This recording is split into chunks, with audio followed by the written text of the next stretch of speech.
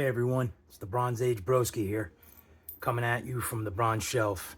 But guys, before we dive into today's review, I just want to take a moment and say a huge thank you. We just hit 1,000 subscribers. I know it's not a huge number, but I really appreciate every single one of you who's been supporting the channel. It means a lot to have this community growing and sharing the love for Marvel Legends and all things comics. Now, let's jump into something special. The brand new 2025 long-awaited Marvel Legends Dragon Man first appeared in Fantastic Four number 35 back in 1965. He's not a living creature, technically, guys, but he's an android created by Professor Gregson Gilbert and brought to life through alchemy by the villain Diablo.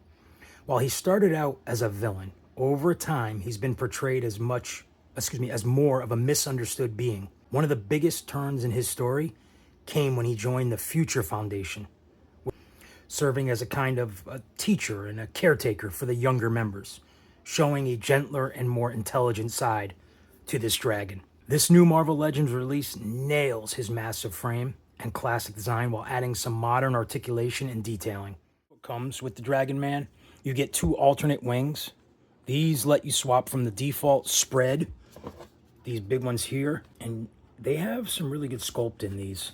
Cut of the wings let you know they're tattered and used and worn. No real different paint in these except for right here on the arm part. It's tough to see, but there is a little bit of I call it a lighter purple or a pink in the arm there. And then the nails are colored as well. Definitely look really cool. And then in the folded in pair, you have more here. You got the black paint wash in there. Looking really good. I like that. I wish they did more of a black paint wash over the whole thing, but it's on the inside as well. Very cool. They're good either way. The folded look, it saves some shelf space, and it changes his overall silhouette as well. You get 2 pairs of hands. Great for switching poses, whether you want them like mid-claw, like this, grabbing, reading the book. Again, there's that, see that lighter purple pink right there on the top? You see it in the scales, which are another really good feature. I love the scales. They're throughout the figure. We actually got painted nails. Thank you, Hasbro. And then you have the fisted pair as well. Again, the scales on the top with that different color there. Again, painted the nails. Great, thank you. You get a pair of glasses, which are different than most of the ones we've had so far. These don't have anything that hook over the ears. They just hook over his snout. But they stay pretty well. They snap in and stay well. And then you have a book as well, which is a great nod to his time with the Future Foundation, which suggests a calmer, scholarly side to the android. Here you see it says Future Foundation. This is the exact same book, though, that came with the Gray Retro Beast. I'm not sure if it came with the other Beast as well, but I know that it came with it, because even the inside is the exact same, too. You know, all in all, the accessory lineup is light, but purposeful, guys. There's no clutter of unnecessary parts, and these focused extras enhance display variety without complicating the set. To be honest, I mean, they used the room they had wise. Articulation, the head sits on a ball hinge, giving good up. Wish it was a little bit better. I mean, it's good. He's a taller figure. You don't need it to go super high up. If you hinge it back a little bit, well, not that far, you do get more. You got better down, tilt, and then you got rotation. He also has an articulated jaw, guys. Opens up all the way wide. And then the tongue actually is articulated as well. And that goes all the way up. If you get it caught up here, don't worry. If you shut the jaw and then open it back up again, there's the tongue. So you're good there. And you can get extra expression with that. The shoulders rotate all the way around. And you get a hinge out to the sides pretty well. The butterfly joints, that work surprisingly well for a figure this big. There's a bicep swivel in there, guys. Full bicep swivel.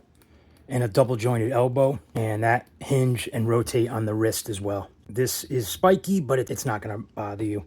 In the torso, there is a diaphragm joint, which moves really well.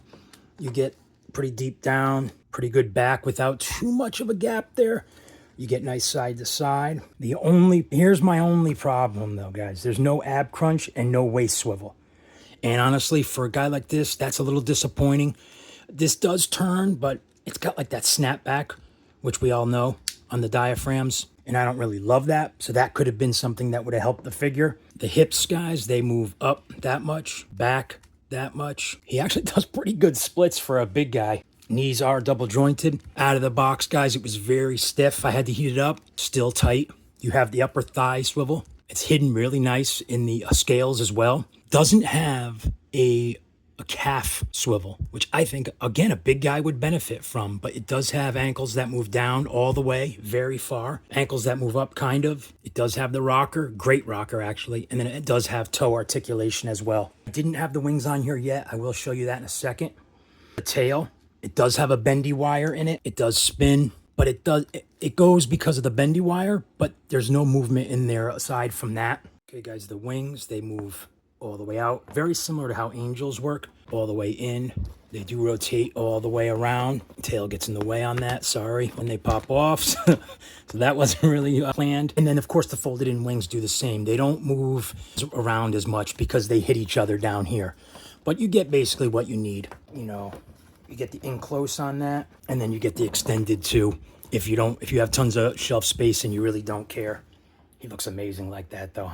I mean, overall, while the missing torso articulation limits some poses, the range in the head could be a little bit better, but the arms, legs, wings, and tail still make this a very posable, large-scale figure, guys. For me, the 2025 Marvel Legends Dragon Man is an easy A+. The sculpt, the articulation, and accessories all come together to make one of the most impressive large-scale Marvel Legends figures that we've seen in years. The character's presence on the shelf is unmatched, the engineering is solid, and the extras, while minimal, are smart and purposeful. The lack of an ab crunch or waist swivel is worth noting, but honestly, it doesn't take much away from how dynamic and fun this figure is to pose. As of right now, I'm putting the Dragon Man, I'm putting him as a strong contender for Figure of the Year. If you're a Fantastic Four fan, a future Foundation fan, or you just love those oversized, big, bulky Legends figures, this one feels like a must-have. Bottom line, guys, Hasbro absolutely delivered with the 2025 Marvel Legends Dragon Man. We needed it for a while, and we got it.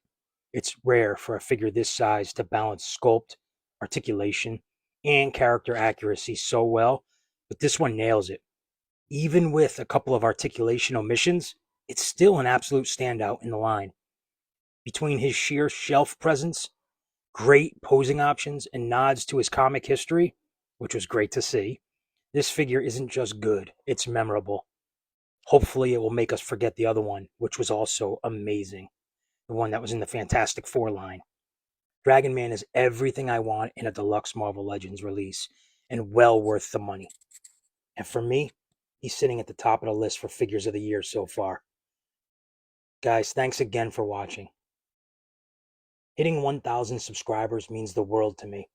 I started this just because I had a lot of time on my hands and nothing really to do with it, and a love and a passion for comic books and Marvel Legends. And honestly, I couldn't have done it without support from you guys and turn it into something that maybe I'll keep going with. If you enjoyed this review, be sure to like, comment, and subscribe for more. I've got a lot of great content coming, a lot more figures to review, and a lot more original content to put into these videos. So stay tuned here on the Bronze Shelf. This is your Bronze Age Broski. Guys, stay legendary.